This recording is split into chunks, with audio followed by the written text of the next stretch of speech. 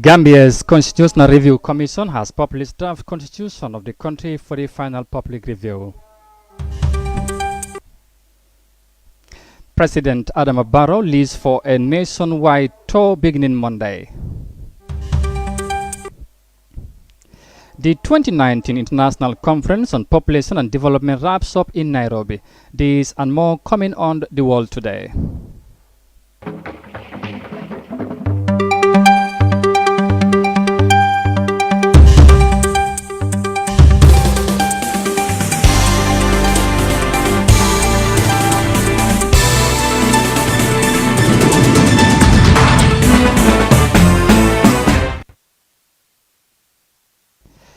It is 1700 GMT here in our studios in Banjul. You're watching The World Today. I am Amadou Kante, and now the news in detail. President Barrow leaves Banjul for a nationwide tour this Monday. The meeting with the People Tour will avail the president opportunity to discuss with Gambians on all matters of public concern. During this period, he is expected to chair more than 44 meetings. Julden Jai has more details in this report.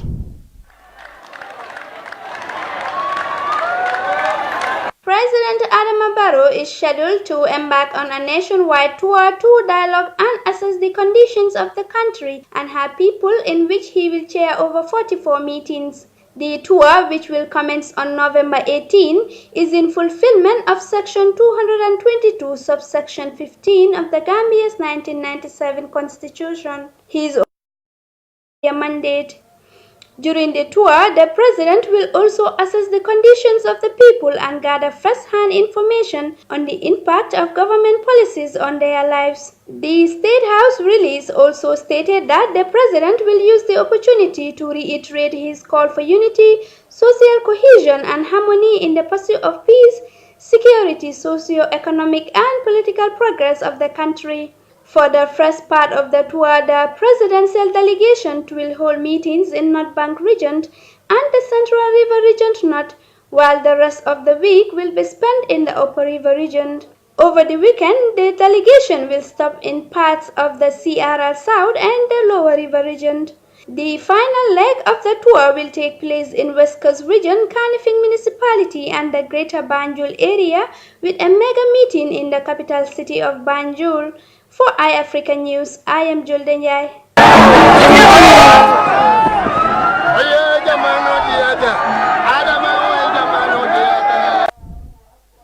From that Julden Jai's report, now to Kenya. The Nairobi summit, which brought together head of states and government business leaders and experts in social and gender sectors, wrapped up with the call for success and sexual reproductive health as part of universal health coverage. The meeting resolved to end gender-based violence and harmful practices and also uphold the right to sexual and reproductive health care, even in humanitarian and fragile contexts. It is hoped that the Gender Committee would breathe new life and sustain gains made towards the Cairo ICPD agenda since 1994. Let's have more details in this report. The last day of the three-day Population and Development Conference was a time to review the over 9,500 participants taking stock of the progress and commitments made during the summit. Over 150 states present made more than 1,250 pledges. Partners pledged billions of dollars, while policymakers took note of the changes required. The objective to attain 3 transformative results as agreed in Cairo, Egypt in 1994. 0 maternal deaths, 0 unmet needs for family planning, and 0 incidents of gender violence against women and girls or harmful practices such as child marriage. On this last day, the delegates gathered expressed confidence that they were on the right track. My highlight of this summit is the commitment of my president that other girls and I who are worried about their education can access it without no worries. Indeed, investing in women and girls is good as an end in itself, but also yields tremendous dividends that accelerate sustainable development in terms of reducing inequality, poverty and unemployment, and also generating continuous growth.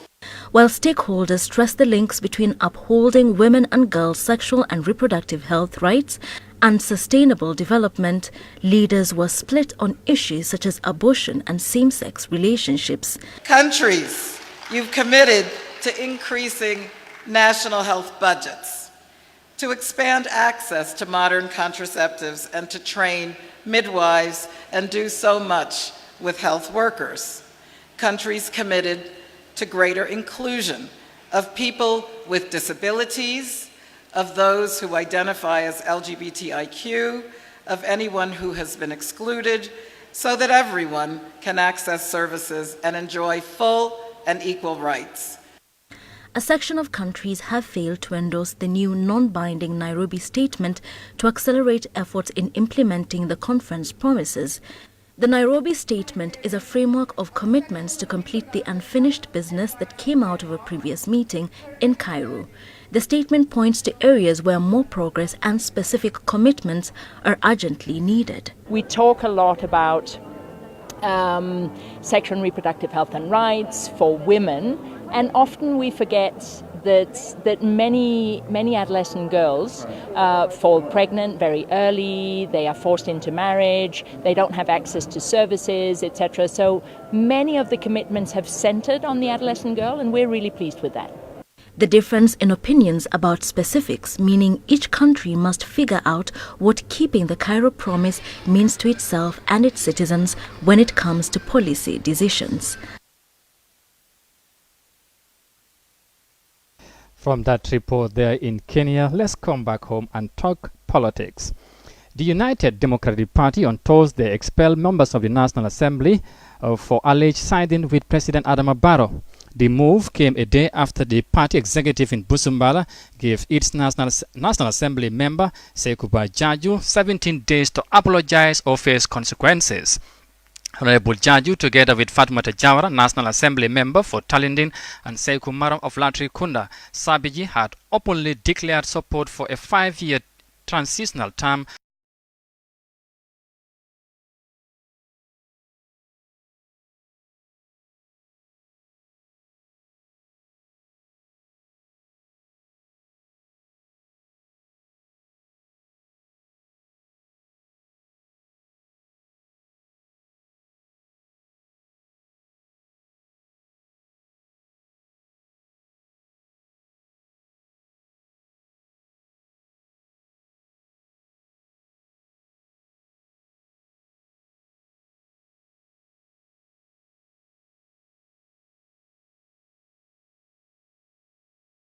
of our stories. Stay with us.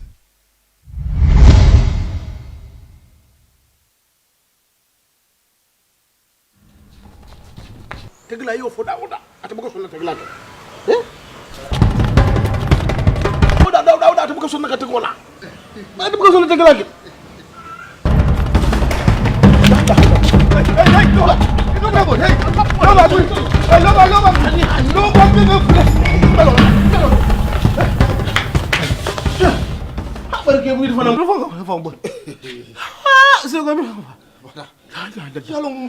Ngo Gambia be tulo be lori menna kabiri sanjuma imamo ino sina moy waton be wala kono yalong ñi on the 23rd November ñi 2019 sang memba kono te gisul men ka den kilo la men ka fo jalika izi mo nyamano wala be tulum baso to la independent bara ayeto nyama ku chanja ma wala bi bari kam men foto nyama ñing gisul kam men maje ay den kilo non dum Gambia fango le tam dum Gambia no le tam so ko men ngela non kabin ka to foko ina Gambia be nga findi nga stadium mo fandite wallahi surwal ka fo men nako so baye sa anda bo dem feka fo borom so ñunu bi su ñu mun to la andal wallahi ñu mun andal nga tanga stadium mo fandite 23 November 2019 stadium mo to ndo den datula ko mat dekatale ke bare kula ndafa mata den la bari ndam doli ñaw yalo hay bari bi ya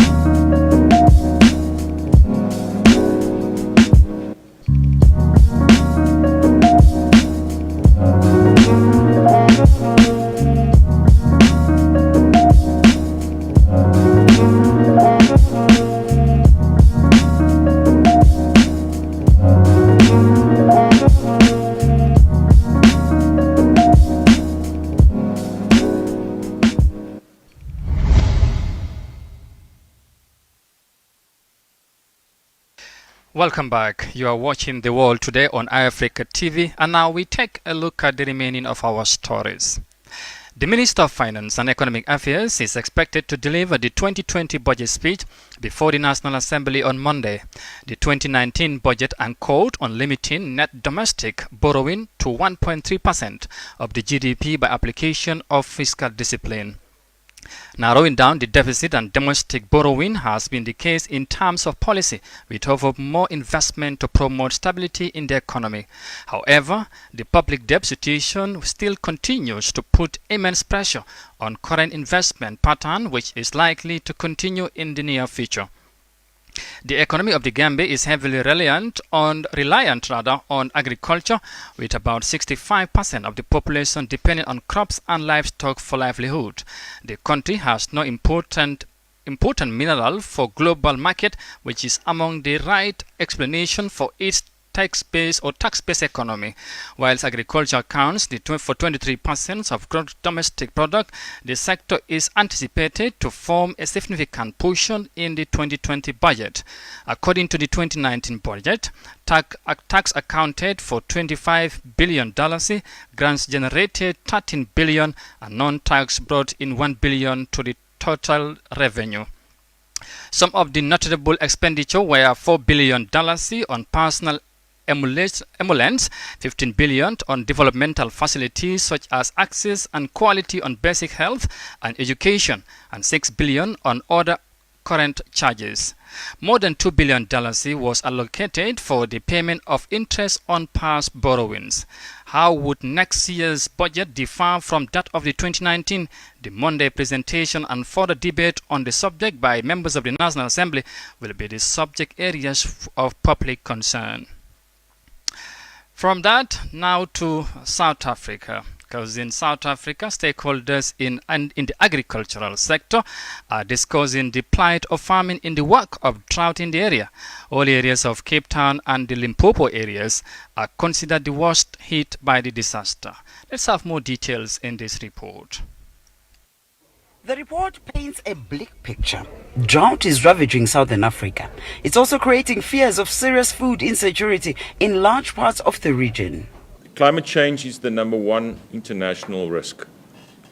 And the number one mitigant is climate change adaptation. The number one. It affects everything. It affects ecosystems, it affects water systems, it affects the economy, it affects food security, it affects social stability. It has a massive impact on countries. And currently, we are experiencing a climate change shift in Southern Africa. So the number one priority is to remain food secure and to ensure that we have regional food security, which we are already battling to do.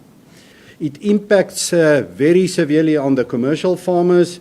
The emerging farmers, as we know, we are 40% transformed in South Africa when it comes to the livestock industry, and the drought always is more devastating towards the emerging farmers, but this time it is the commercial farmers that's also in there.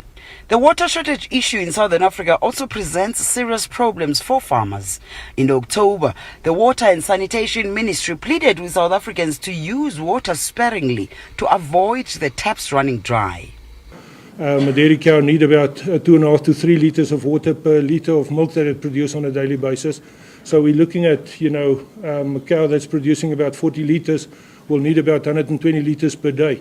So you can see, if a cow hasn't got water, then the milk production will also go down, and eventually that cow will then die because of a lack of water. This drought is also affecting the wildlife, which in turn affects other critical industries. Buyer's market has dropped because people don't have grass, they don't have feed, so they won't buy animals.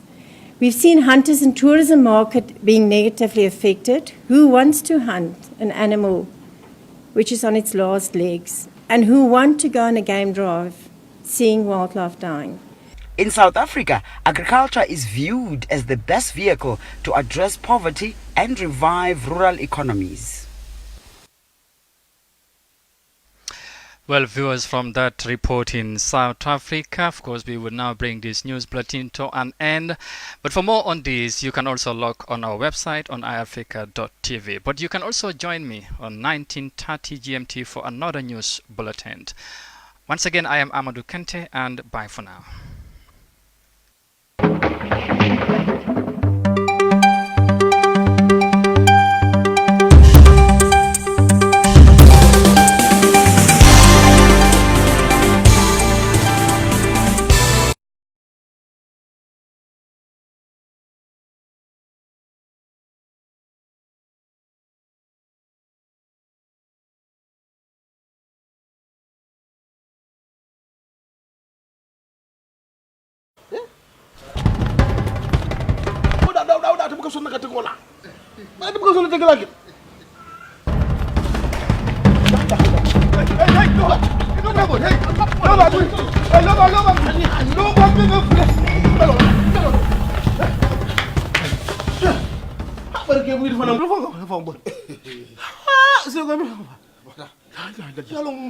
Ngo Gambia be tulo be lori menna kabiri sanjuma imamoyno sina moy waton be wala kono yalong ñi on the 23rd November ñi 2019 sango memba kono te gisul men ka den kilo la men ka fo jalika izi mo nyamano wala be dulum baso to la independence bara ayeto nyama ku canja ma wala du bari kam men futu nyama ha ñing gisul kam men maje maje ay den kilo non dum Gambia fango le tam dum Gambia no le tam so ko men ngel non kabin ka to foko ina Gambia be nga findi nga stadium mo fandite wallahi surwal ka fo men nako so baye sa anda bo dem feka fo borom so ñunu bi su ñu mun to la andal wallahi ñu mun andal nga tanga stadium mo fandite 23 November 2019 stadium mo to ndo den datula ko mat dekatale ke bare kula ndafa ma den la bari ndam doli ñaw yalo hay bal bi ya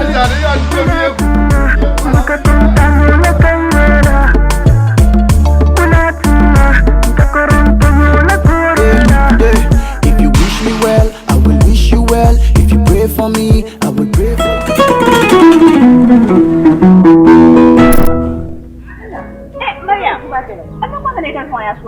na broda mimba Europe Mr. Conte nka bolo kol kan sai na so kono mano ban ta jabo ban ta tulo ban sai ka bolo kol kan da ka ba official kono ba dama bulo mutarin ba ta simpla no ko ba to ngane ta ya kuriyen ma ko to ban na ta mano sa ni tulo ni yo mun da sai ta la broda man balwo service kalam mun service balwo service ni da furon ta mo kalam mun da a fela broda ko abitala internet all aya ba site la woldo balwo.com na yo sajje a apo ñu ba download la telephone lo na be sandiro to ni wal na be sirin ala office ko ndama manjar pour ay ta bank ko kodoki abe sirin office ko ro daminto e do message so telephone ko no e biti ko be Gambia dawda biti ko babelo ko ta tano dawda yeta fenko tawo woda ma yala bar wasa bis na ta molda han na ta nyo le be kan fi na bro dan ka ko ta nyo ko ayo ko ti ta